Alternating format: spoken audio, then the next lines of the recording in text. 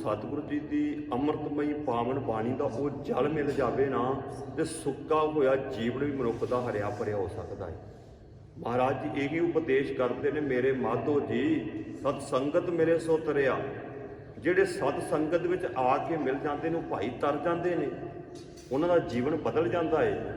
ਗੁਰਮੁਖ ਪਿਆਰਿਓ, ਸੰਗਤ ਦੀਆਂ ਉਦਾਹਰਨਾਂ ਸਾਨੂੰ ਅਨੇਕਾਂ ਮਿਲਦੀਆਂ ਨੇ। ਸੰਗਤ ਦੇ ਵਿੱਚ ਆਉਣ ਨਾਲ ਬਹੁਤ ਕੁਝ ਮਨੁੱਖ ਦੇ ਜੀਵਨ ਵਿੱਚ ਬਦਲ ਜਾਂਦਾ ਹੈ। ਤਾਂ ਹੀ ਭਾਈ ਗੁਰਦਾਸ ਜੀ ਵੀ ਕਹਿੰਦੇ ਨਾ ਵੀ ਭਾਈ ਤੇਰਾ ਜਨਮ ਮਰਨ ਜਿਹੜਾ ਤੇਰਾ ਕੱਟਿਆ ਜਾਵੇਗਾ ਸੰਗਤ ਦੇ ਵਿੱਚ ਆਣ ਕਰਕੇ। ਗੁਰੂ ਦੇ ਗਿਆਨ ਤੋਂ ਬਿਨਾਂ ਸੋਝੀ ਨਹੀਂ, ਗੁਰੂ ਦੇ ਗਿਆਨ ਤੋਂ ਬਿਨਾਂ ਸਮਝ ਨਹੀਂ।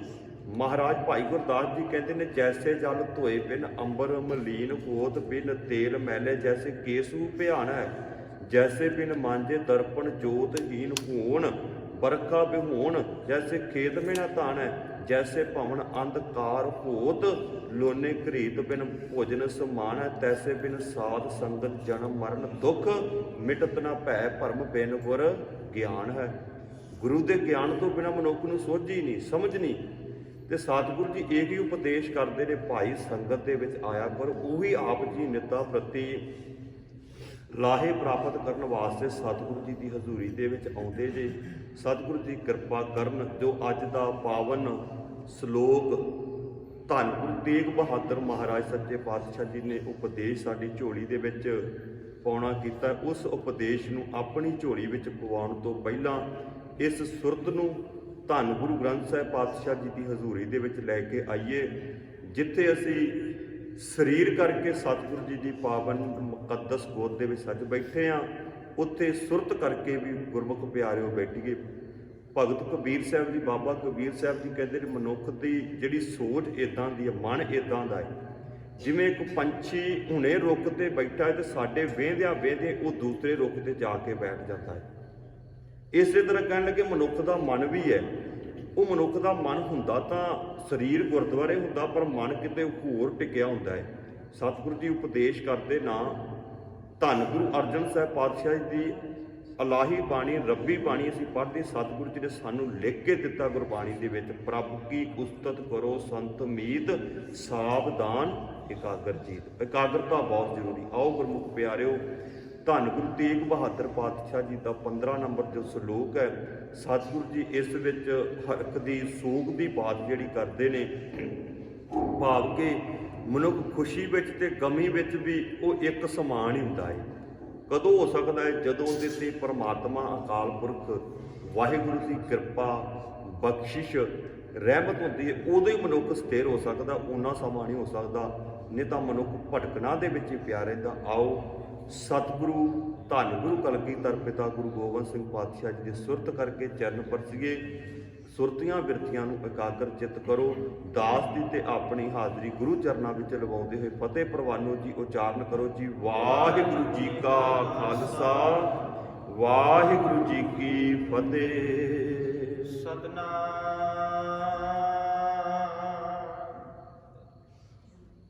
ਵਾਹਿਗੁਰੂ ਸਾਹਿਬ ਜੀ। ਹਰਖ ਸੋਗ ਜਾਗੈ ਨਹੀਂ, ਬੈਰੀ ਮੀਤ ਸਮਾਨ। ਹਜ਼ੂਰ ਮਾਲਕ ਧੰਨ ਗੁਰੂ ਤੇਗ ਬਹਾਦਰ ਪਾਤਸ਼ਾਹ ਜੀ ਜੋ ਫਲਸਫਾ, ਜੋ ਸਿਧਾਂਤ ਸਾਡੀ ਝੋਲੀ ਦੇ ਵਿੱਚ ਪਾਉਂਦੇ ਪਏ ਨੇ। ਮਹਾਰਾਜ ਕਹਿੰਦੇ ਜਿਹੜਾ ਗੁਰਮੁਖ ਬੰਦਾ ਹੈ ਨਾ, ਰੱਬ ਅਕਾਲ ਪੁਰਖ ਵਾਹਿਗੁਰੂ ਦੇ ਨਾਲ ਜਿਹੜਾ ਜੁੜਿਆ ਹੋਇਆ, ਹਰਕ ਸੋਗ ਜਾਗੇ ਨਹੀਂ। ਭਾਵ ਕਿ ਹਰਕ ਦਾ ਅਰਥ ਹੈ ਜੀ ਖੁਸ਼ੀ, ਸੋਗ ਦਾ ਅਰਥ ਹੈ ਜੀ ਗਮੀ। ਉਹ ਇੱਕ ਸਮਾਨ ਹੀ ਸਮਝਦਾ ਹੈ। ਭਾਵ ਕਿ ਖੁਸ਼ੀ ਵੀ ਆਵੇ ਤਾਂ ਵੀ ਪ੍ਰਮਾਤਮਾ ਅਕਾਲ ਪੁਰਖ ਵਾਹਿਗੁਰੂ ਦੀ ਰਜ਼ਾ ਦੇ ਵਿੱਚ, ਜੇ ਕਿਤੇ ਗਮੀ ਵੀ ਆ ਜਾਵੇ ਫਿਰ ਵੀ ਉਹ ਕਹਿੰਦਾ ਪ੍ਰਮਾਤਮਾ ਅਕਾਲ ਪੁਰਖ ਵਾਹਿਗੁਰੂ ਦੀ ਇਹ ਰਜ਼ਾ ਹੈ, ਉਹ ਇੱਕ ਸਮਾਨ ਹੀ ਰਹਿੰਦਾ ਹੈ। ਭਾਵ ਕਿ ਜਦੋਂ ਉਹ ਮਨੁੱਖ ਨੂੰ ਇਸ ਗੱਲ ਦੀ ਸਮਝ, ਇਸ ਗੱਲ ਦੀ ਸੋਝੀ, ਇਸ ਗੱਲ ਦਾ ਗਿਆਨ ਆ ਜਾਂਦਾ ਹੈ ਨਾ, ਇਹ ਸਾਰਾ ਸੰਸਾਰ, ਇਸ ਸਾਰੀ ਜਿਹੜੀ ਦੁਨੀਆ ਬਿਨਸਨਹਾਰ ਹੈ। ਫਿਰ ਮਨੁੱਖ ਨੂੰ ਦੁੱਖ ਵੀ ਆ ਜਾਵੇ ਨਾ, ਉਹ ਦੁੱਖ ਵਿੱਚ ਵੀ ਸੁੱਖ ਮਨਾਉਂਦਾ ਹੈ।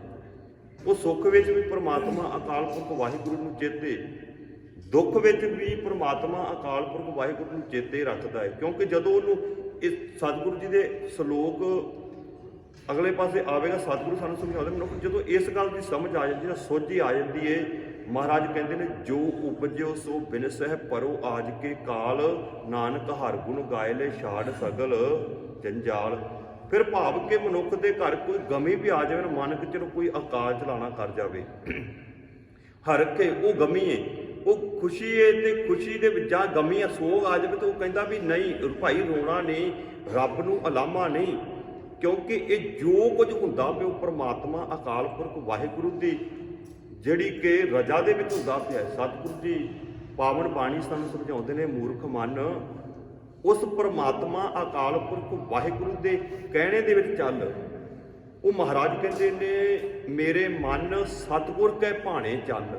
ਇਹ ਮੂਰਖ ਮਨਾ ਸਤਿਗੁਰ ਦੇ ਭਾਣੇ ਵਿੱਚ ਚੱਲ, ਭਾਣੇ ਨੂੰ ਮੰਨ। ਜੋ ਪਰਮਾਤਮਾ ਅਕਾਲ ਪੁਰਖ ਵਾਹਿਗੁਰੂ ਦਾ ਭਾਣਾ ਕੌਣ ਮੰਨ ਸਕਦਾ ਹੈ? ਮਨੁੱਖ ਜਿਹੜਾ ਮਨੁੱਖ ਗੁਰਬਾਣੀ ਦੇ ਮੁਤਾਬਕ ਚੱਲਦਾ ਹੈ, ਗੁਰੂ ਦੇ ਸਿਧਾਂਤਾਂ ਦੇ ਮੁਤਾਬਕ ਚੱਲਦਾ ਹੈ, ਉਪਦੇਸ਼ ਦੇ ਉੱਤੇ ਪਹਿਰਾ ਦਿੰਦਾ ਹੈ, ਜਿਹਨੂੰ ਪਤਾ ਲੱਗ ਗਿਆ ਕਿ ਇਹ ਸੰਸਾਰ ਸਾਰਾ ਬਿਨਸਦਾ ਨਾਰ ਹੈ, ਫਿਰ ਉਹ ਕਹਿੰਦਾ ਭਾਈ ਮੇਰੇ ਸਤਿਗੁਰੂ ਜੀ ਗੁਰਦੇਵ ਮਾਲਕ ਕਹਿੰਦੇ ਨੇ, ਸਤਿਗੁਰੂ ਜੀ ਨੇ ਲਿਖ ਕੇ ਦਿੱਤਾ ਹੈ ਬਾਣੀ ਦੇ ਵਿੱਚ, ਚਿੰਤਾ ਤਾਂ ਕੀ ਕੀਜੀਏ ਜੋ ਅਨਹੋਣੀ ਹੋਏ, ਇਹੋ ਮਾਰਗ ਸੰਸਾਰ ਕੋ ਨਾਨਕ ਫਿਰ ਨਹੀਂ ਕੋਏ। ਉਹ ਮਹਾਰਾਜ ਕਹਿੰਦੇ ਨੇ ਫਿਰ ਦੁੱਖ ਤੇ ਸੁੱਖ ਨੂੰ ਇੱਕ ਸਮਾਨ ਕਰਕੇ ਚੱਲਦਾ ਹੈ, ਫਿਰ ਉਹਦੇ ਵਿੱਚੋਂ ਸਾਰਾ ਵੀ ਖਤਮ ਹੋ ਜਾਂਦਾ, ਈਰਖਾ ਖਤਮ ਹੋ ਜਾਂਦੀ ਹੈ, ਦਵੈਸ਼ ਦੇ ਵਿੱਚੋਂ ਖਤਮ ਹੋ ਜਾਂਦਾ, ਕਾਮ ਕ੍ਰੋਧ ਲੋਭ ਮੋਹ ਹੰਕਾਰ ਸਭ ਕੁਝ ਖਤਮ ਕਰਕੇ ਫਿਰ ਉਹ ਮਨੁੱਖ ਦੀ ਇੱਕ ਅਵਸਥਾ ਬਣ ਜਾਂਦੀ। ਜੋ ਅਵਸਥਾ ਕਿਹੜੀ ਬਣਦੀ ਹੈ, ਜਿਹਨੂੰ ਭਗਤ ਸਾਹਿਬਾਨਾਂ ਨੇ ਆਪਣੀ ਬਾਣੀ ਦੇ ਵਿੱਚ ਬਿਆਨ ਕੀਤਾ, ਬੇਗਮਪੁਰਾ ਸ਼ਹਿਰ ਕੋ ਨਾਉ। ਭਾਵ ਕਿ ਬੇਗਮਪੁਰਾ ਜਿੱਥੇ ਕੋਈ ਖੌਫ ਨਹੀਂ, ਜਿੱਥੇ ਕੋਈ ਕਿਸੇ ਪ੍ਰਕਾਰ ਦੀ ਪਰੇਸ਼ਾਨੀ ਨਹੀਂ, ਮਨੁੱਖ ਦੀ ਐਸੀ ਅਵਸਥਾ ਉਦੋਂ ਬਣ ਜਾਂਦੀ ਹੈ। ਤੇ ਜਦੋਂ ਕਿਰਪਾ ਸਤਿਗੁਰ ਦੀ ਹੋ ਜਾਵੇ ਤੇ ਫਿਰ ਮਨੁੱਖ ਸਾਰਿਆਂ ਦੇ ਵਿੱਚ ਰੱਬ ਅਕਾਲ ਪੁਰਖ ਵਾਹਿਗੁਰੂ ਨੂੰ ਵੇਖਣਾ ਸ਼ੁਰੂ ਕਰ ਦਿੰਦਾ ਹੈ। ਫਿਰ ਉਹਦੇ ਵਿੱਚ ਸਾਰੀਆਂ ਤਾਤ ਪਰਾਈ ਵਾਲੀ ਉਹ ਸਾਰੀ ਤਾਤ ਪਰਾਈ ਖਤਮ ਹੋ ਜਾਂਦੀ ਹੈ, ਜਿਹਨੂੰ ਧੰਨ ਗੁਰੂ ਅਰਜਨ ਸਾਹਿਬ ਪਾਤਸ਼ਾਹ ਜੀ ਨੇ ਪਾਵਨ ਬਾਣੀ ਵਿੱਚ ਸਾਨੂੰ ਸਮਝਾਇਆ ਹੈ। ਮਹਾਰਾਜ ਕਹਿੰਦੇ ਨੇ ਬਿਸਰ ਗਈ ਸਭ ਤਾਤ ਪਰਾਈ, ਜਬ ਤੇ ਸਾਧ ਸੰਗਤ ਮੋਹਿ ਪਾਈ, ਨਾ ਕੋ ਬੈਰੀ ਨਹੀਂ ਬਗਾਨਾ, ਸਗਲ ਸੰਗ ਹਮਕੋ ਬਨ ਆਈ। ਕਿਉਂ?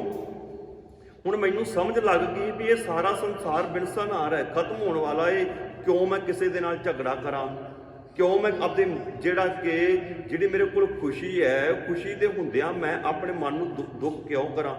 ਕਿਉਂਕਿ ਮੈਂ ਹੁਣ ਖੁਸ਼ੀ ਦੇ ਵਿੱਚ ਵੀ ਮੇਰੀ ਉਹ ਅਵਸਥਾ ਹੈ, ਦੁੱਖ ਵੀ ਆਵੇ ਤਾਂ ਉਹੀ ਅਵਸਥਾ ਹੈ, ਕਿਉਂਕਿ ਮੇਰੇ ਵਿੱਚੋਂ ਸਾਰੀ ਤਾਤ ਪਰਾਈ ਮੇਰੇ ਗੁਰੂ ਨੇ ਖਤਮ ਕਰ ਦਿੱਤੀ ਹੈ। ਉਹ ਕਦੋਂ ਹੋਈ? ਐਸੀ ਅਵਸਥਾ ਮਨੁੱਖ ਦੀ ਕਦੋਂ ਬਣਦੀ ਹੈ? ਗੁਰਮੁਖ ਪਿਆਰਿਓ, ਮਨੁੱਖ ਦੀ ਅਵਸਥਾ ਉਦੋਂ ਹੀ ਬਣਦੀ ਜਦੋਂ ਗੁਰੂ ਦੀ ਸ਼ਰਨ ਦੇ ਵਿੱਚ ਆਉਂਦੇ ਨੇ। ਅਸੀਂ ਧੰਨ ਗੁਰੂ ਕਲਗੀਧਰ ਪਿਤਾ ਗੁਰੂ ਗੋਬਿੰਦ ਸਿੰਘ ਦੇ ਸਥਾਨਾਂ ਤੇ ਬੈਠੇ ਹਾਂ। ਉਹ ਗੁਰਮੁਖ ਪਿਆਰਿਓ ਧੰਨ ਗੁਰੂ ਗੋਬਿੰਦ ਸਿੰਘ ਦਾ ਜੀਵਨ ਪੜ੍ਹ ਕੇ ਵੇਖ ਲਓ। ਵੇਖੋ ਆਪ ਜੀ ਨੇ ਇਤਿਹਾਸ ਬੜੀ ਵਾਰੀ ਸਰਵਣ ਕੀਤਾ ਹੈ। ਜਿਸ ਦਿਨ ਨੌਵੇਂ ਪਾਤਸ਼ਾਹ ਧੰਨ ਗੁਰੂ ਤੇਗ ਬਹਾਦਰ ਪਾਤਸ਼ਾਹ ਸਰੂਪ ਲੈ ਕੇ ਭਾਈ ਜੇਤਾ ਜੀ ਬਾਬਾ ਉਹ ਜੀਵਨ ਸਿੰਘ ਜੀ ਦਿੱਲੀ ਦੀ ਧਰਤੀ ਤੋਂ ਆਉਂਦੇ ਨੇ, ਤੇ ਸਤਿਗੁਰੂ ਜੀ ਉਦੋਂ ਆਪਣੇ ਪਿਤਾ ਦਾ ਸੀਸ ਝੋਲੀ ਦੇ ਵਿੱਚ ਲੈ ਕੇ ਵੀ ਉਸ ਪਰਮਾਤਮਾ ਅਕਾਲ ਪੁਰਖ ਵਾਹਿਗੁਰੂ ਨੂੰ ਅਲਾਮਾ ਨਹੀਂ। ਸਤਿਗੁਰੂ ਜੀ ਦੁਖੀ ਨਹੀਂ ਹੁੰਦੇ। ਸਤਿਗੁਰੂ ਜੀ ਨੂੰ ਪਤਾ ਹੈ ਪਰਮਾਤਮਾ ਅਕਾਲ ਪੁਰਖ ਵਾਹਿਗੁਰੂ ਦੇ ਭਾਣੇ ਦੇ ਵਿੱਚ ਹੈ। ਦੂਸਰੇ ਪਾਸੇ ਚਮਕੌਰ ਦੀ ਕੱਚੀ ਗੜੀ ਦੇ ਵਿੱਚ ਧੰਨ ਗੁਰੂ ਗੋਬਿੰਦ ਸਿੰਘ ਪਾਤਸ਼ਾਹ ਜੀ ਦੇ ਦੋਵੇਂ ਲਾਲ ਪੁੱਤਰ ਸਾਹਮਣੇ ਸ਼ਹੀਦ ਹੋ ਜਾਂਦੇ ਨੇ, ਤੇ ਸਤਿਗੁਰੂ ਜੀ ਉੱਥੇ ਵੀ ਜਿਹੜਾ ਨਾ ਖੁਸ਼ੀ ਦੇ ਵਿੱਚ ਨੇ, ਨਾ ਉਹ ਗਮੀ ਦੇ ਵਿੱਚ ਨੇ, ਬਸ ਕਿੰਦੇ ਵਿੱਚ ਨੇ? ਉਹ ਪਰਮਾਤਮਾ ਅਕਾਲ ਪੁਰਖ ਵਾਹਿਗੁਰੂ ਦੀ ਰਜ਼ਾ ਦੇ ਵਿੱਚ ਨੇ, ਜਿਹਨੂੰ ਮਹਾਰਾਜ ਜੀ ਇਹੀ ਸਮਝ ਹਰ ਕੋ ਸੋਗ ਜਾ ਕੇ ਨਹੀਂ ਬੈਰੀ ਮੀਤ ਸਮਾਨ। ਭਾਵ ਕਿ ਉਹ ਸਾਰਿਆਂ ਵਿੱਚ ਇੱਕ ਪਰਮਾਤਮਾ ਅਕਾਲ ਪੁਰਖ ਵਾਹਿਗੁਰੂ ਨੂੰ ਸਮਝਣਾ ਸ਼ੁਰੂ ਕਰ ਦਿੰਦਾ ਹੈ। ਉਹਨੂੰ ਨਾ ਉਹਦੇ ਤੇ ਖੁਸ਼ੀ ਅਸਰ ਪਾ ਸਕਦੀ, ਨਾ ਉਹਦੇ ਤੇ ਗਮੀ ਅਸਰ ਪਾ ਸਕਦੀ ਹੈ। ਜਿਨ੍ਹਾਂ ਨੂੰ ਇਹ ਸਮਝ ਸੋਝੀ ਗਿਆਨ ਆ ਜਾਂਦਾ ਹੈ, ਜੋ ਕੁਝ ਹੁੰਦਾ ਹੈ ਪਰਮਾਤਮਾ ਅਕਾਲ ਪੁਰਖ ਵਾਹਿਗੁਰੂ ਦੀ ਜਿਹੜੀ ਉਹ ਭਾਣੇ ਦੇ ਵਿੱਚ ਹੀ ਹੋ ਰਿਹਾ ਹੈ। ਤੇ ਸਤਿਗੁਰੂ ਜੀ ਇਹੀ ਸਮਝਾਉਂਦੇ ਨੇ, ਬਿਸਰ ਗਈ ਸਭ ਤਾਤ ਪਰਾਈ, ਜਬ ਤੇ ਸਾਧ ਸੰਗਤ ਮੋਹਿ ਪਾਈ, ਨਾ ਕੋ ਬੈਰੀ ਨਹੀਂ ਬਗਾਨਾ, ਸਗਲ ਸੰਗ ਹਮਕੋ ਬਨ ਆਈ।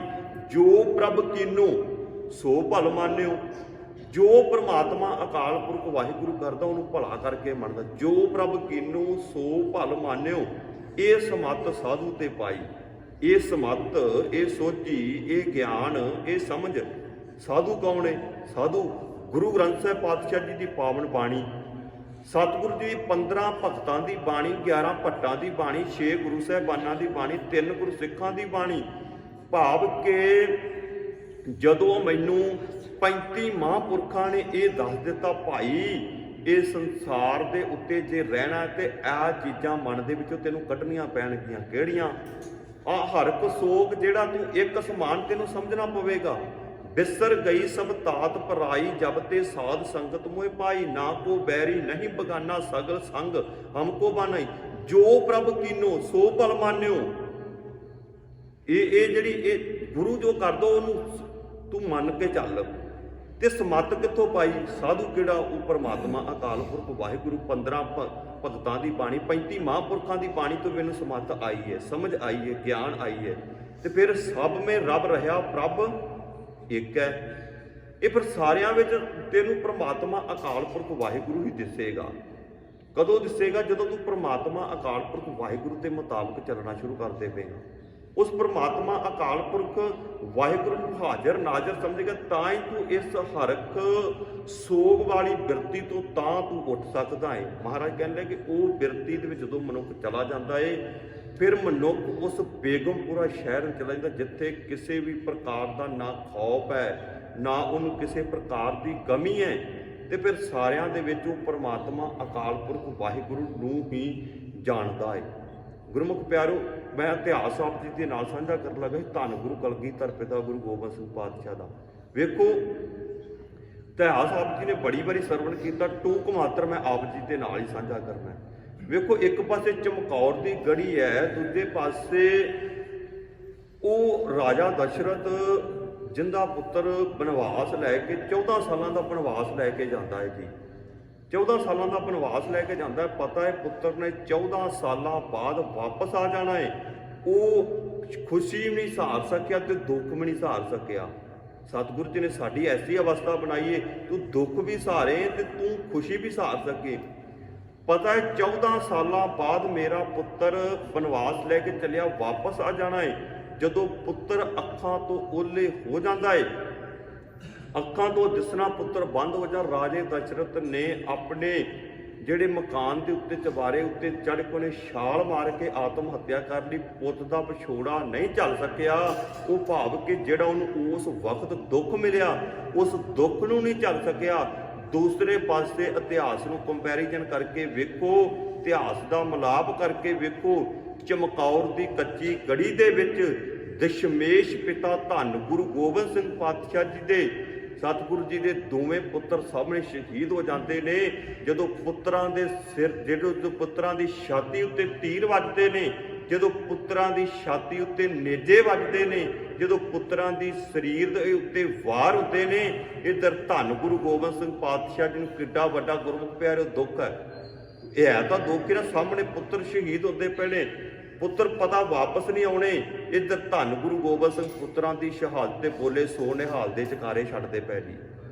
ਇੱਧਰ ਧੰਨ ਗੁਰੂ ਭਾਵ ਕਿ ਸਤਿਗੁਰੂ ਜੀ ਨੇ ਸਮਝਿਆ ਹੋਇਆ ਹੈ ਦੁੱਖ ਤੇ ਸੁੱਖ ਉਸ ਪਰਮਾਤਮਾ ਅਕਾਲ ਪੁਰਖ ਵਾਹਿਗੁਰੂ ਦੇ ਹੱਥ ਵਾਸੇ। ਮਨੁੱਖ ਦੁੱਖ ਵਿੱਚ ਵੀ ਪਰਮਾਤਮਾ ਅਕਾਲ ਪੁਰਖ ਵਾਹਿਗੁਰੂ ਨੂੰ ਸਤਿਗੁਰੂ ਜੀ ਨੇ ਆਖਿਆ ਚੇਤੇ ਰੱਖ। ਸਤਿਗੁਰੂ ਜੀ ਨੇ ਪ੍ਰੈਕਟੀਕਲ ਸਾਨੂੰ ਕਰਕੇ ਵਿਖਾਇਆ ਜੀ। ਸਤਿਗੁਰੂ ਜੀ ਨੇ ਪ੍ਰੈਕਟੀਕਲ ਕਰਕੇ ਵਿਖਾਇਆ, ਕੱਲਾ ਸਾਨੂੰ ਗੁਰਬਾਣੀ ਵਿੱਚ ਲਿਖ ਕੇ ਨਹੀਂ ਦਿੱਤਾ ਕਿ ਵੀ ਲਿਖ ਕੇ ਦਿੱਤਾ, ਸਤਿਗੁਰੂ ਜੀ ਨੇ ਪ੍ਰੈਕਟੀਕਲ ਕਰਕੇ ਵੀ ਵਿਖਾਇਆ। ਸਤਿਗੁਰੂ ਕਹੇ ਵੀ ਸਿੱਖਾ ਤੇਰੇ ਉੱਤੇ ਵੀ ਐਸੀ ਅਵਸਥਾ ਆ ਸਕਦੀ, ਹੋ ਸਕਦਾ ਏ ਤੂੰ ਸੰਸਾਰ ਦੇ ਉੱਤੇ ਹੋਵੇਂ, ਤੂੰ ਦੁਨੀਆ ਦੇ ਉੱਤੇ ਹੋਵੇਂ, ਤੇਰਾ 18 ਸਾਲ ਦਾ ਜਾਂ 17 ਸਾਲ ਦਾ ਜਾਂ 9 ਸਾਲ ਦਾ 7 ਸਾਲ ਦਾ ਤੇਰਾ ਪੁੱਤਰ ਵੀ ਜਿਹੜਾ ਆਕਾਸ਼ ਚਲਾਣਾ ਕਰ ਲਵੇ। ਸਤਿਗੁਰੂ ਨੇ ਡੋਲੀ ਤੇ ਘਬਰਾਵੀ ਨਾ, ਬਸ ਮੇਰਾ ਇਤਿਹਾਸ ਚੇਤੇ ਕਰ ਲਈ ਕਰੀ, ਬਸ ਰੱਬ ਅਕਾਲ ਪੁਰਖ ਵਾਹਿਗੁਰੂ ਨੂੰ ਅਲਾਮਾ ਨਾ ਦੇਵੀ। ਹਰ ਕੋ ਸੋਗ ਭਾਵ ਕਿ ਖੁਸ਼ੀ ਵੀ ਆਵੇ ਤਾਂ ਵੀ ਪਰਮਾਤਮਾ ਅਕਾਲ ਪੁਰਖ ਵਾਹਿਗੁਰੂ ਨੂੰ ਆਖੇ ਤੇਰਾ ਭਾਣਾ ਹੈ। ਜੇ ਦੁੱਖ ਵੀ ਆਵੇ ਤਾਂ ਵੀ ਆਖੀ ਪਰਮਾਤਮਾ ਅਕਾਲ ਪੁਰਖ ਵਾਹਿਗੁਰੂ ਤੇਰਾ ਹੀ ਭਾਣਾ ਹੈ। ਸਤਿਗੁਰੂ ਜੀ ਡੋਲੇ ਤੇ ਘਬਰਾਏ ਨਹੀਂ। ਸਤਿਗੁਰੂ ਜੀ ਨੇ ਸਿੱਖਿਆ ਸਾਨੂੰ ਦਿੱਤੀ ਹੈ ਭਾਈ ਵੀ ਡੋਲਣਾ ਤੇ ਘਬਰਾਉਣਾ ਨਹੀਂ। ਜੋ ਕੁਝ ਹੁੰਦਾ ਹੈ ਪਰਮਾਤਮਾ ਅਕਾਲ ਪੁਰਖ ਵਾਹਿਗੁਰੂ ਦੇ ਹੁਕਮ ਦੇ ਵਿੱਚ ਹੀ ਹੁੰਦਾ ਹੈ। ਹਰ ਕੋ ਸੋਗ ਭਾਵ ਕਿ ਖੁਸ਼ੀ ਹੋਵੇ ਤਾਂ ਵੀ ਰੱਬ ਨੂੰ ਚੇਤੇ ਤੇ ਗਮੀ ਆਵੇ ਤਾਂ ਵੀ ਰੱਬ ਨੂੰ ਚੇਤੇ। ਦੂਸਰੇ ਪਾਸੇ ਆਪ ਜੀ ਨੇ ਇਤਿਹਾਸ ਬੜੀ ਵਾਰੀ ਸਰਵਣ ਕੀਤਾ ਹੈ। ਗੁਰਮੁਖ ਪਿਆਰਿਓ, ਧੰਨ ਗੁਰੂ ਹਰਗੋਬਿੰਦ ਮਹਾਰਾਜ ਸੱਚੇ ਪਾਤਸ਼ਾਹ ਜੀ ਦਾ 9 ਸਾਲ ਦਾ ਪੁੱਤਰ ਹੈ। ਉਹ 9 ਸਾਲ ਦਾ ਪੁੱਤਰ ਆਪ ਜੀ ਨੇ ਉਹ ਘਟਨਾ ਬੜੀ ਵਾਰੀ ਭਾਈ ਸਾਹਿਬ ਜੀ ਨੇ ਸਾਂਝੀ ਕੀਤੀ, ਆਪ ਜੀ ਨੂੰ ਇਤਿਹਾਸ ਚੇਤੇ ਹੈ। ਉਹ ਮੀਰੀ ਪੀਰੀ ਦੇ ਮਾਲਕ ਧੰਨ ਗੁਰੂ ਹਰਗੋਬਿੰਦ ਪਾਤਸ਼ਾਹ ਜੀ ਦਾ 9 ਸਾਲ ਦਾ ਪੁੱਤਰ ਬਾਬਾ ਅਟਲ ਰਾਏ ਜੀ ਅਕਾਲ ਚਲਾਣਾ ਕਰ ਜਾਂਦਾ ਹੈ। ਸਤਿਗੁਰੂ ਜੀ ਉੱਥੇ ਵੀ ਪ੍ਰਮਾਤਮਾ ਅਕਾਲ ਪੁਰਖ ਵਾਹਿਗੁਰੂ ਦੇ ਭਾਣੇ ਦੇ ਵਿੱਚ ਉੱਥੇ ਬਾਬਾ ਅਟਲ ਰਾਏ ਅਕਾਲ ਚਲਾਣਾ ਕਰ ਜਾਂਦਾ ਹੈ। ਤੇ ਉੱਥੇ ਸਾਰੇ ਸ਼ਹਿਰ ਜਿਹੜਾ ਸਾਰਾ ਅੰਮ੍ਰਿਤਸਰ ਸ਼ਹਿਰ ਢੁੱਕਾ ਜੀ, ਸਾਰਾ ਅੰਮ੍ਰਿਤਸਰ ਸ਼ਹਿਰ ਇਕੱਠਾ ਹੋ ਗਿਆ। ਸਤਿਕਾਰਯੋਗ ਬਾਬਾ ਬੁੱਢਾ ਜੀ ਭਾਈ ਗੁਰਦਾਸ ਜੀ ਆਏ। ਸਤਿਗੁਰੂ ਜੀ ਨੇ ਭਾਈ ਗੁਰਦਾਸ ਜੀ ਨੂੰ ਤੇ ਬਾਬਾ ਬੁੱਢਾ ਜੀ ਨੂੰ ਆਖਿਆ, ਬਾਬਾ ਬੁੱਢਾ ਜੀਓ ਸੱਚਖੰਡ ਸ੍ਰੀ ਹਰਿਮੰਦਰ ਸਾਹਿਬ ਦੇ ਰਾਗੀ ਸਿੰਘਾਂ ਨੂੰ ਸੱਦੋ। ਸੱਚਖੰਡ ਸ੍ਰੀ ਹਰਿਮੰਦਰ ਸਾਹਿਬ ਦੇ ਰਾਗੀ ਸਿੰਘਾਂ ਨੂੰ ਸੱਦੋ। ਮਹਾਰਾਜ ਕਾਹਦੇ ਵਾਸਤੇ? ਕਹਿਣ ਲੱਗੇ ਆ ਕੇ ਉਹ ਸਾਡੇ ਪੁੱਤਰ ਦੀ 9 ਸਾਲ ਦਾ ਪੁੱਤਰ ਸੀ ਬਾਬਾ ਅਟਲ ਰਾਏ। ਉਹ 9 ਸਾਲ ਦੇ ਪੁੱਤਰ ਬਾਬਾ ਅਟਲ ਰਾਏ ਦੀ ਲਾਸ਼ ਦੇ ਕੋਲ ਉਹ ਰਾਗੀ ਸਿੰਘ ਕੀਰਤਨ ਕਰਨਗੇ। ਉਹ ਜਿਹੜੀ ਸੰਗਤ ਵਰਲਾਪ ਕਰਦੀ ਪਈ ਹੈ, ਸਤਿਗੁਰੂ ਜੀ ਕਹਿੰਦੇ ਉਸ ਪਰਮਾਤਮਾ ਅਕਾਲ ਪੁਰਖ ਵਾਹਿਗੁਰੂ ਦੇ ਭਾਣੇ ਨੂੰ ਇਹ ਸਾਰੇ ਮੰਨ ਸਕਣ।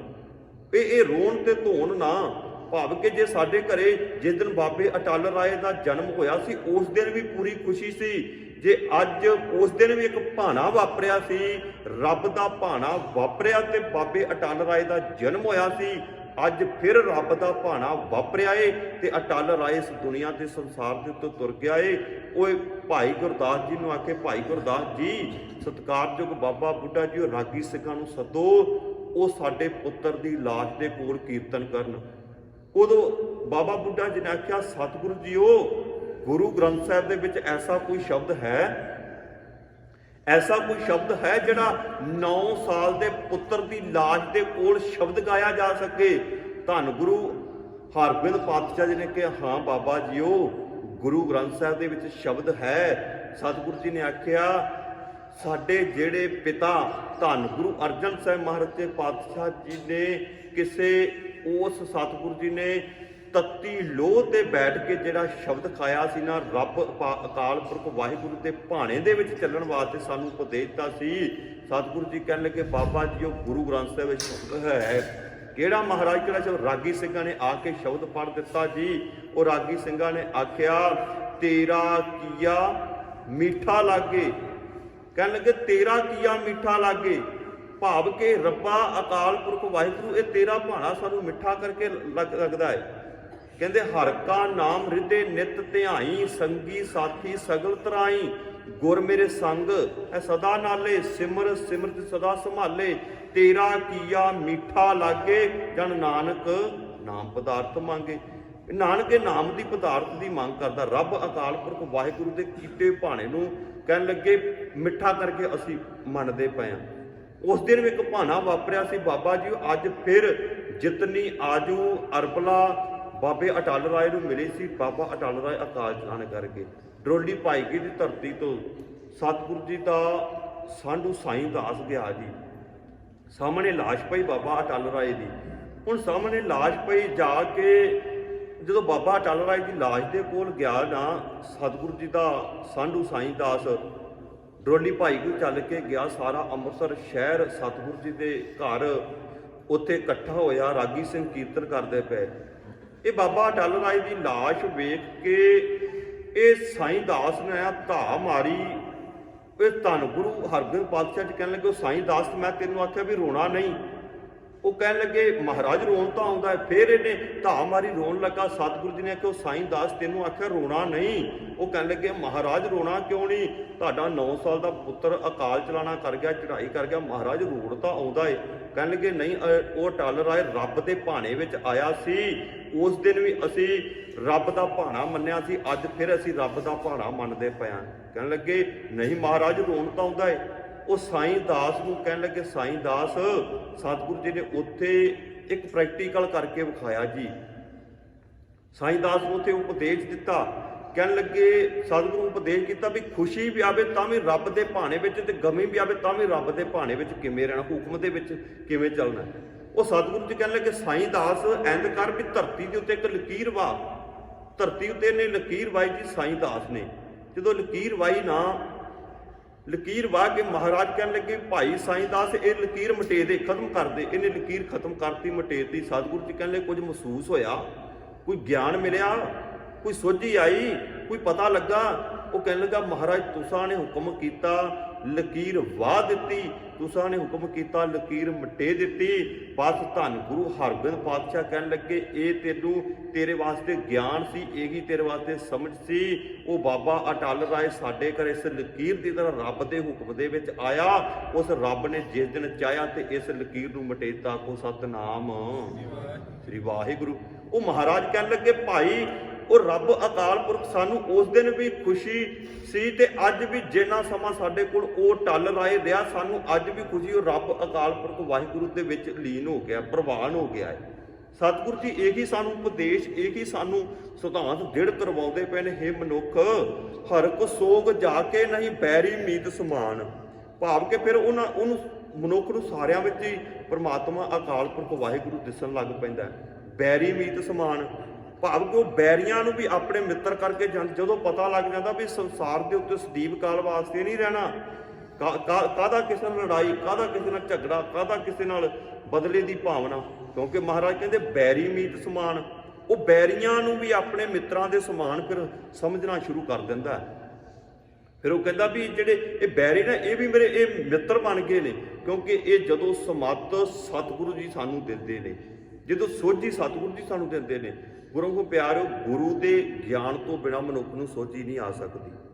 ਗੁਰੂ ਦੀ ਬਾਣੀ ਪੜ੍ਹਨ ਤੋਂ ਬਿਨਾਂ ਮਨੁੱਖ ਦਾ ਜੀਵਨ ਨਹੀਂ ਬਦਲ ਸਕਦਾ। ਨਹੀਂ ਤਾਂ ਉਹਨਾਂ ਸਮਾਂ ਮਨੁੱਖ ਦੇ ਜੀਵਨ ਦੇ ਵਿੱਚ ਕੁੱਪ ਹਨੇਰਾ ਹੀ ਹੈ, ਕੁੱਪ ਹਨੇਰਾ ਹੀ। ਹਾਂ, ਦੁਨਿਆਵੀ ਪੜ੍ਹਾਈ ਮਨੁੱਖ ਕੋਲ ਜਿੰਨੀ ਮਰਜ਼ੀ ਹੋਵੇ, ਮੁਬਾਰਕ ਹੈ, ਦੁਨਿਆਵੀ ਪੜ੍ਹਾਈ ਹੋਣੀ ਚਾਹੀਦੀ। ਹਾਂ, ਉਹ ਵਿਦਵਾਨ ਸੱਜਣ ਲਿਖਦੇ ਨੇ ਸਤਿਗੁਰੂ ਜੀ ਦਾ ਇਤਿਹਾਸ ਹੀ ਪੜ੍ਹੀਏ ਨਾ ਤੇ ਸਤਿਗੁਰੂ ਦੀ ਗੁਰਬਾਣੀ ਵੀ ਸਾਨੂੰ ਦੱਸਦੀ ਹੈ ਦੁਨਿਆਵੀ ਪੜ੍ਹਾਈ ਦੇ ਨਾਲ ਨਾਲ ਮਨੁੱਖ ਕੋਲ ਅਧਿਆਤਮਕ ਜਿਹੜਾ ਗਿਆਨ ਹੋਣਾ ਬਹੁਤ ਜ਼ਰੂਰੀ ਹੈ, ਰੂਹਾਨੀਅਤ ਦਾ ਗਿਆਨ ਹੋਣਾ ਬੜਾ ਜ਼ਰੂਰੀ ਹੈ। ਦੁਨਿਆਵੀ ਗਿਆਨ ਉਹ ਜ਼ਹਿਰ ਬਣ ਜਾਵੇਗਾ ਜੇ ਮਨੁੱਖ ਦੇ ਕੋਲ ਰੂਹਾਨੀਅਤ ਦਾ ਗਿਆਨ ਨਾਲ ਨਹੀਂ ਹੈ, ਰੱਬ ਦੀ ਪ੍ਰੇਮਾ ਭਗਤੀ ਨਹੀਂ ਨਾਲ ਹੈ, ਰੱਬ ਦਾ ਸਿਮਰਨ ਨਹੀਂ ਨਾਲ ਹੈ, ਸਮਝ ਨਹੀਂ ਹੈ। ਕਹਿਣ ਲੱਗੇ ਜੇ ਸੋ ਚੰਦਾ ਉਗਵੈ ਸੂਰਜ ਚੜੇ ਹਜ਼ਾਰ, ਇੱਤੇ ਚਾਨਣ ਹੁੰਦਿਆਂ ਗੁਰਬਿਨ ਘੋਰ ਅੰਧਾਰ। ਭਾਵ ਕਿ ਉਹਨਾਂ ਸਮਾਂ ਮਨੁੱਖ ਦੀ ਜ਼ਿੰਦਗੀ ਵਿੱਚ ਕੁੱਪ ਹਨੇਰਾ ਹੀ ਹੈ।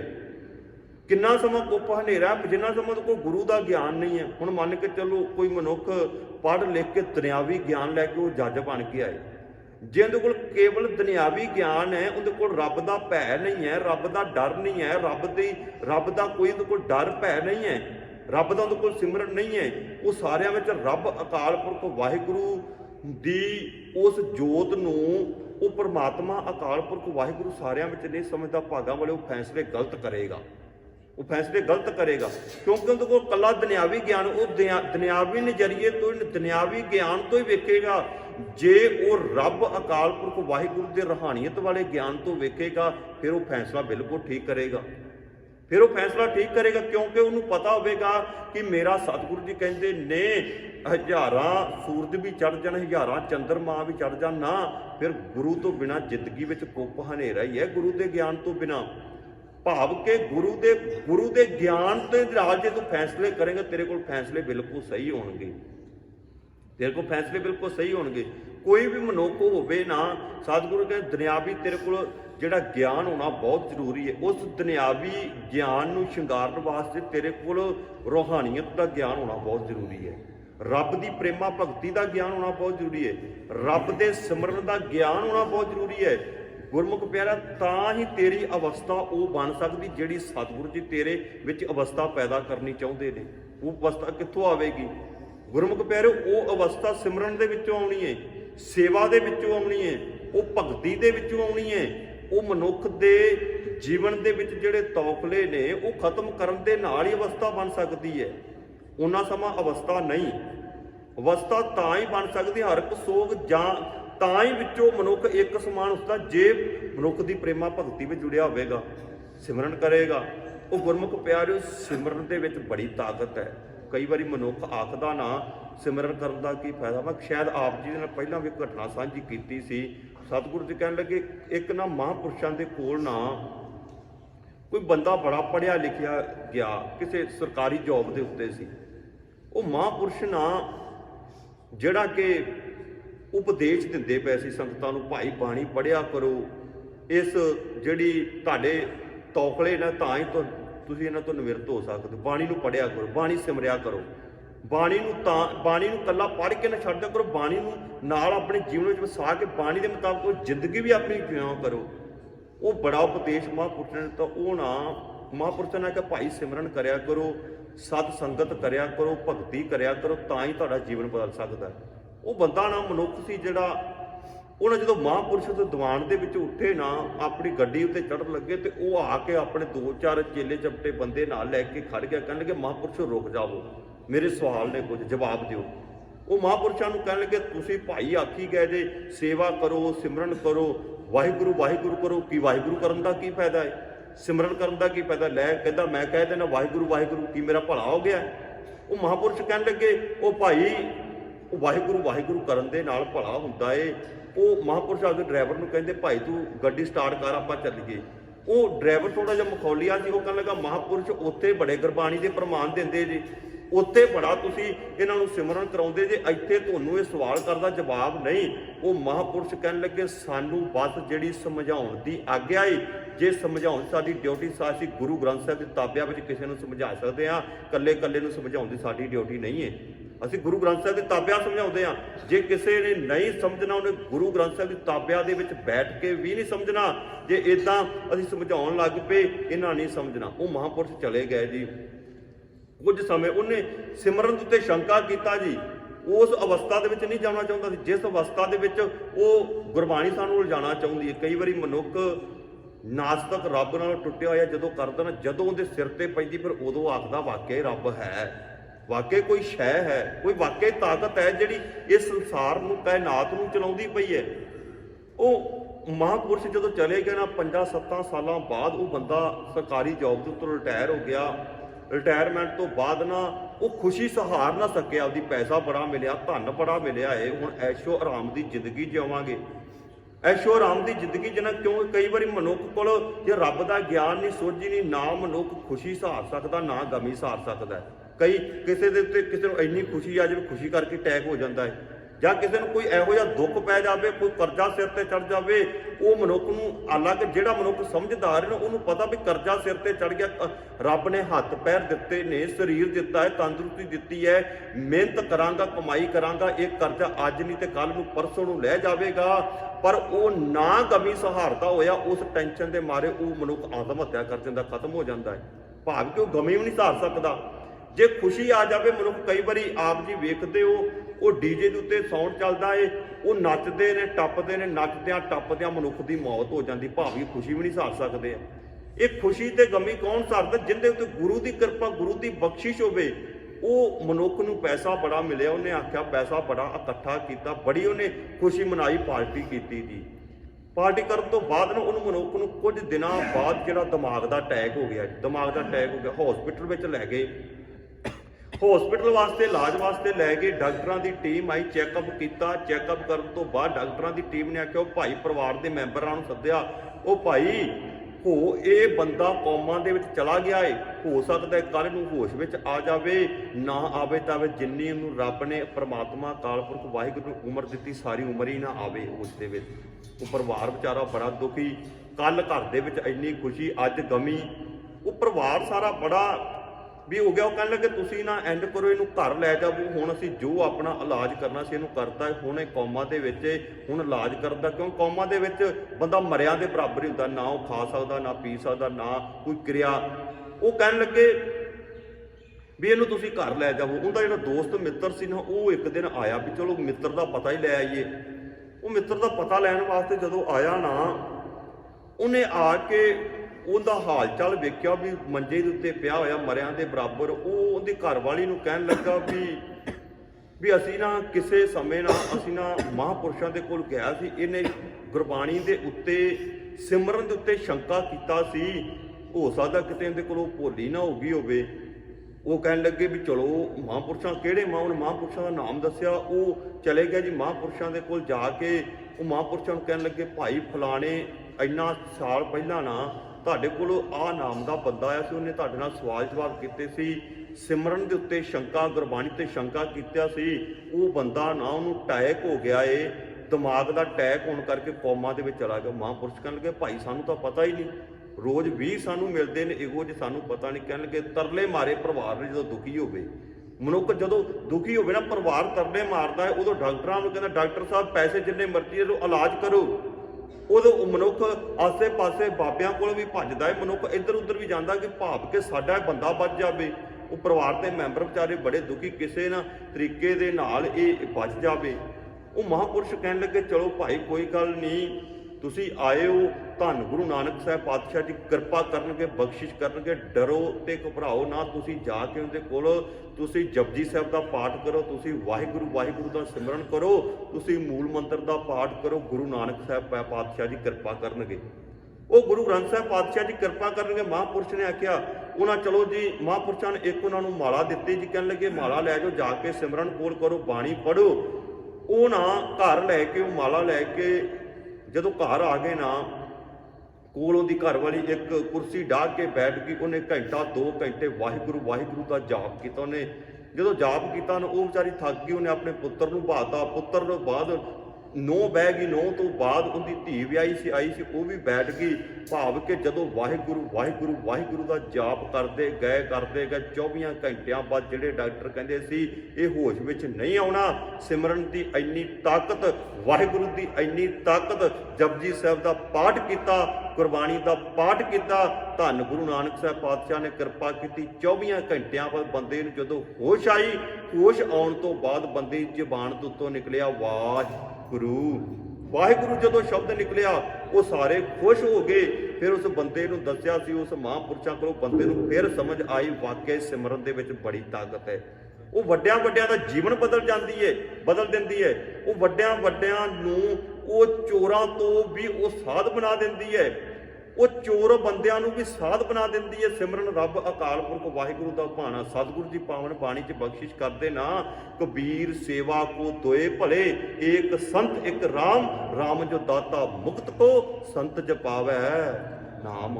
ਸੰਤਾਂ ਦੀ ਡਿਊਟੀ ਭਾਈ ਨਾਮ ਜਪਾਉਣਾ ਹੈ। ਰਾਮ ਕੌਣ ਹੈ? ਜਿਹੜਾ ਰਮਿਆ, ਪਰਮਾਤਮਾ ਅਕਾਲ ਪੁਰਖ ਵਾਹਿਗੁਰੂ ਸਾਰਿਆਂ ਦੇ ਵਿੱਚ ਜਿਹੜਾ ਰਮਿਆ ਹੋਇਆ ਏ, ਉਹ ਪਰਮਾਤਮਾ ਅਕਾਲ ਪੁਰਖ ਵਾਹਿਗੁਰੂ ਸਾਨੂੰ ਮੁਕਤੀ ਦਿੰਦਾ ਹੈ। ਕਈ ਵਾਰੀ ਇੱਕ ਕੋਈ ਬੰਦਾ ਉਸ ਅਵਸਥਾ ਦੇ ਵਿੱਚ ਕਈ ਵਾਰੀ ਸਾਨੂੰ ਕੋਈ ਮਨੁੱਖ ਇਹੋ ਜਿਹਾ ਮਿਲਦਾ, ਸਾਨੂੰ ਕਹਿੰਦਾ ਭਾਈ ਤੂੰ ਸਿਮਰਨ ਕਰਿਆ ਕਰ, ਤੂੰ ਖੁਸ਼ੀ ਗਮੀ ਤੋਂ ਤਾਂ ਉੱਠ ਜਾਵੇਂਗਾ, ਉਸ ਅਵਸਥਾ ਵਿੱਚ ਪਹੁੰਚ ਜਾਵੇਂਗਾ। ਕੋਈ ਬੰਦਾ ਕਿਸੇ ਸਾਧੂ ਦੇ ਕੋਲ ਗਿਆ ਜੀ, ਸਾਧੂ ਨੂੰ ਕਹਿਣ ਲੱਗਾ ਮਹਾਂਪੁਰਸ਼ੋ ਘਰ ਬੜੀ ਗਰੀਬੀ ਹੈ, ਉਹ ਘਰ ਬੜੀ ਗਰੀਬੀ ਹੈ, ਤੁਸੀਂ ਬਖਸ਼ਿਸ਼ ਕਰੋ। ਉਹ ਜੰਗਲ ਦੇ ਵਿੱਚ ਸਾਧੂ ਰਹਿੰਦਾ ਸੀ। ਉਹ ਪਹਿਲਾਂ ਆਪਣਾ ਲੱਕੜ ਬਾਲਣ ਦੂਜਾ ਵੇਚ ਕੇ ਉਹ ਘਰ ਦਾ ਗੁਜ਼ਾਰਾ ਕਰਦਾ ਸੀ। ਉਹ ਮਹਾਂਪੁਰਸ਼ ਕਹਿਣ ਲੱਗੇ ਭਾਈ ਥੋੜਾ ਜਿਹਾ ਗਾਂਹ ਜਾਇਆ ਕਰ, ਉੱਥੇ ਤੈਨੂੰ ਚੰਦਨ ਦੀ ਲੱਕੜ ਮਿਲੇਗੀ, ਬੜੀ ਕੀਮਤੀ, ਬੜੀ ਮਹਿੰਗੀ ਏ। ਉਹ ਚੰਦਨ ਦੀ ਲੱਕੜ ਬੜੀ ਕੀਮਤੀ ਹੈ, ਬੜੀ ਮਹਿੰਗੀ, ਉਹਨੂੰ ਵੇਚੇਗਾ ਤੇਰਾ ਗੁਜ਼ਾਰਾ ਵਧੀਆ ਚੱਲੇਗਾ। ਉਹਨੇ ਜਦੋਂ ਚੰਦਨ ਦੀ ਲੱਕੜ ਮਿਲ ਗਈ, ਚੰਦਨ ਦੀ ਲੱਕੜ ਵੇਚ ਕੇ ਉਹਨੇ ਘਰ ਦਾ ਗੁਜ਼ਾਰਾ ਵਧੀਆ ਮਕਾਨ ਪਾਲਿਆ, ਸਭ ਕੁਝ ਜੀਵਨ ਵਧੀਆ ਬਤੀਤ। ਫਿਰ ਆਇਆ ਮਹਾਂਪੁਰਸ਼ਾਂ ਕੋਲ। ਮਹਾਂਪੁਰਸ਼ ਕਹਿਣ ਲੱਗੇ ਭਾਈ ਕਿਵੇਂ? ਮਹਾਂਪੁਰਸ਼ ਬੜੀ ਚੜ੍ਹਦੀ ਕਲਾ, ਬੜੀ ਕਿਰਪਾ ਹੈ, ਬੜੀ ਬਖਸ਼ਿਸ਼ ਹੈ, ਚੰਦਨ ਦੀ ਲੱਕੜ ਮਿਲ ਗਈ, ਵੇਚ ਕੇ ਗੁਜ਼ਾਰਾ ਕਰਦਾ, ਉਹ ਬੜੀ ਕਿਰਪਾ, ਬੜੀ ਬਖਸ਼ਿਸ਼। ਮਹਾਂਪੁਰਸ਼ ਕਹਿਣ ਲੱਗੇ ਇਸ ਚੰਦਨ ਦੀ ਲੱਕੜ ਤੋਂ ਅੱਗੇ ਵੀ ਹੈ ਕੁਝ, ਉੱਥੇ ਜਾਇਆ ਕਰ, ਤੈਨੂੰ ਹੋਰ ਪ੍ਰਾਪਤੀ ਹੋਵੇਗੀ। ਉਹ ਅੱਗੇ ਗਿਆ ਜੀ, ਅੱਗੇ ਉਹਨੂੰ ਇੱਕ ਦਰਿਆ ਭਾਵ ਕੇ ਮਿਲਿਆ, ਉੱਥੇ ਹੀਰੇ ਜਵਾਹਰਾਤ ਸਨ। ਉਹਨੇ ਉਹ ਮਿਲੇ, ਕਹਿਣ ਲੱਗੇ ਮਹਾਂਪੁਰਸ਼ੋ ਅੱਗੇ ਨਾਲੋਂ ਵੀ ਬੜੀ ਕਿਰਪਾ ਹੋ ਗਈ, ਅੱਗੇ ਵੀ ਬੜੀ ਬਖਸ਼ਿਸ਼ ਹੋ ਗਈ। ਉਹ ਬਸ ਉੱਥੇ ਤ੍ਰਿਪਤ ਹੋ ਗਿਆ, ਉੱਥੇ ਖਲੋ ਗਿਆ। ਉਹ ਮਹਾਂਪੁਰਸ਼ ਕਹਿੰਦੇ ਹਾਂ ਭਾਈ ਹੁਣ ਕਿਵੇਂ? ਉਹ ਕਹਿਣ ਲੱਗਾ ਮਹਾਂਪੁਰਸ਼ ਇਦੋਂ ਗਾਂ ਨਹੀਂ ਜਾਣਾ। ਉਹ ਮਹਾਂਪੁਰਸ਼ ਕਹਿਣ ਲੱਗੇ ਭਾਈ ਤੂੰ ਇੱਥੇ ਟਿਕਿਆ, ਇੱਦੇ ਗਾਂ? ਇਹ ਕਹਿਣ ਲੱਗੇ ਮਹਾਂਪੁਰਸ਼ ਇੱਥੋਂ ਵੀ ਕੁਝ ਗਾਂ ਹੈ? ਕਹਿਣ ਲੱਗੇ ਹਾਂ ਭਾਈ ਇਦੋਂ ਗਾਂ ਤੂੰ ਤੁਰਦਾ ਨਾ, ਇੱਥੋਂ ਗਾਂ ਹੋਰ ਤੁਰਦਾ। ਅੱਗੇ ਮੇਰੀ ਕੁਟੀਆ ਸੀ, ਜਿੱਥੇ ਹਰ ਇੱਕ ਸੋਗ ਸਾਰਾ ਖਤਮ ਹੋ ਜਾਣਾ ਸੀ, ਜਿੱਥੇ ਤੇਰੀ ਤ੍ਰਿਸ਼ਨਾ ਦੀ ਅੱਗ ਤੇਰੇ ਮੱਚਦੀ ਪਈ ਏ। ਕਹਿਣ ਲੱਗੇ ਉਸ ਥਾਂ ਤੇ ਮੈਂ ਤੈਨੂੰ ਲੈ ਕੇ ਜਾਣਾ ਸੀ, ਜਿੱਥੇ ਰੂਹਾਨੀਅਤ ਅਧਿਆਤਮਕ ਦੀ ਪੜ੍ਹਾਈ ਜਾਂਦੀ ਏ, ਜਿੱਥੇ ਰੱਬ ਦੀ ਬੰਦਗੀ ਪੜ੍ਹਾਈ ਜਾਂਦੀ ਹੈ। ਕਹਿਣ ਲੱਗਾ ਮੈਂ ਤੈਨੂੰ ਇਹਨਾਂ ਚੀਜ਼ਾਂ ਪਦਾਰਥਾਂ ਦੇ ਵਿੱਚੋਂ ਕੱਢ ਕੇ, ਭਾਵ ਕਿ ਤੈਨੂੰ ਸਾਰਾ ਕੁਝ ਵਿਖਾ ਕੇ ਮੈਂ ਤੈਨੂੰ ਉਸ ਕੁਟੀਆ ਤੱਕ ਲੈ ਕੇ ਜਾਣਾ ਸੀ, ਜਿਸ ਕੁਟੀਆ ਦੇ ਵਿੱਚ ਤੂੰ ਬ੍ਰਹਮ ਗਿਆਨੀ ਦੀ ਅਵਸਥਾ ਤੱਕ ਪਹੁੰਚ ਜਾਣਾ ਸੀ। ਤੂੰ ਤਾਂ ਬਸ ਕਈ ਵਾਰੀ ਮਨੁੱਖ ਰੱਬ ਕੋਲ ਚੀਜ਼ਾਂ ਮੰਗਦਾ ਜੀ, ਮਨੁੱਖ ਪਦਾਰਥਾਂ ਤੇ ਬਸ ਅੜ ਜਾਂਦਾ ਹੈ।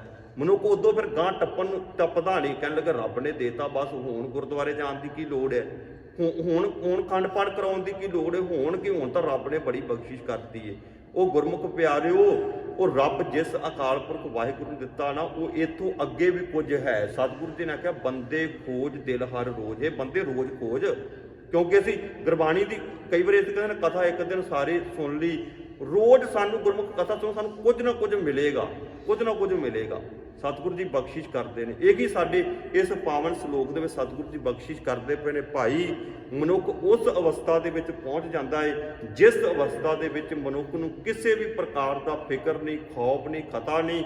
ਤੇ ਮਨੁੱਖ ਜਦੋਂ ਐਸੀ ਅਵਸਥਾ ਵਿੱਚ ਪਹੁੰਚ ਜਾਂਦਾ ਹੈ ਫਿਰ ਹਰ ਪਾਸੇ ਉਹਨੂੰ ਪਰਮਾਤਮਾ ਅਕਾਲ ਪੁਰਖ ਵਾਹਿਗੁਰੂ ਹੀ ਦਿਸਦਾ ਹੈ। ਕਹੋ ਨਾਨਕ ਸੁਨ ਰੇ ਮਨਾ, ਮੁਕਤ ਤਾਹੇ ਤੈ ਜਾਣ। ਸਤਿਗੁਰੂ ਜੀ ਇਹੀ ਸਾਨੂੰ ਸਮਝਾਉਂਦੇ ਪਏ ਨੇ, ਹੇ ਭਾਈ, ਹੇ ਮਨੁੱਖ, ਉਹ ਪਰਮਾਤਮਾ ਅਕਾਲ ਪੁਰਖ ਵਾਹਿਗੁਰੂ ਜਿਹੜਾ ਸਾਰਿਆਂ ਦੇ ਵਿੱਚ ਰਮਿਆ, ਉਹ ਸਾਨੂੰ ਮੁਕਤੀ ਦੇਣ ਵਾਲਾ ਹੈ। ਕਹੋ ਨਾਨਕ ਸੁਨ ਰੇ ਮਨਾ, ਮੁਕਤ ਤਾਹੇ ਤੇ ਜਾਣ। ਉਹ ਮੁਕਤੀ ਤਾਂ ਹੀ ਹੋ ਸਕਦੀ ਹੈ ਜੇ ਪਰਮਾਤਮਾ ਅਕਾਲ ਪੁਰਖ ਵਾਹਿਗੁਰੂ ਨੂੰ ਸਿਮਰਾਂਗੇ। ਇਸ ਮਾਇਆ ਦੇ ਜਾਲ ਤੇ ਝੰਡੜ ਤੇ ਤਾਂ ਹੀ ਤੂੰ ਬਾਹਰ ਨਿਕਲ ਸਕਦਾ ਜੇ ਰੱਬ ਅਕਾਲ ਪੁਰਖ ਵਾਹਿਗੁਰੂ ਦੇ ਮੁਤਾਬਕ ਚੱਲੇਗਾ, ਤਾਂ ਹੀ ਤੇਰੀ ਮੁਕਤੀ ਹੋ ਸਕਦੀ ਏ। ਸਤਿਗੁਰੂ ਜੀ ਕਹਿਣ ਲੱਗੇ ਸੰਸਾਰ ਦੇ ਉੱਤੇ ਜੇ ਕੋਈ ਮੁਕਤ ਕਰ ਸਕਦਾ ਏ ਉਹ ਕੇਵਲ ਤੇ ਕੇਵਲ ਇੱਕ ਰੱਬ ਅਕਾਲ ਪੁਰਖ ਵਾਹਿਗੁਰੂ ਏ, ਜਿਹੜਾ ਤੈਨੂੰ ਮੁਕਤ ਕਰ ਸਕਦਾ। ਹੋਰ ਕਿਸੇ ਕੋਲ ਤਾਕਤ ਨਹੀਂ, ਹੋਰ ਕਿਸੇ ਕੋਲ ਪਾਇਆ ਨਹੀਂ, ਹੋਰ ਕੋਈ ਬੰਦੇ ਕੋਲ ਇਹ ਨਹੀਂ ਕਿ ਕੋਈ ਆਖਦੇ ਮੈਂ ਤੈਨੂੰ ਮੁਕਤ ਕਰਾ ਦੇਵਾਂ। ਇੱਕ ਗੁਰੂ ਹੀ ਹੈ ਜਿਹੜਾ ਗੁਰੂ ਬਾਂਹ ਫੜ ਕੇ ਸਾਨੂੰ ਇਸ ਭਵ ਸਾਗਰ ਦੇ ਉੱਤੋਂ ਪਾਰ ਲੰਘਾ ਸਕਦਾ ਹੈ। ਸਮੂਹ ਸੰਗਤ ਦਾ ਬਹੁਤ ਬਹੁਤ ਧੰਨਵਾਦ, ਜਿਨ੍ਹਾਂ ਨੇ ਬੜੇ ਅਦਬ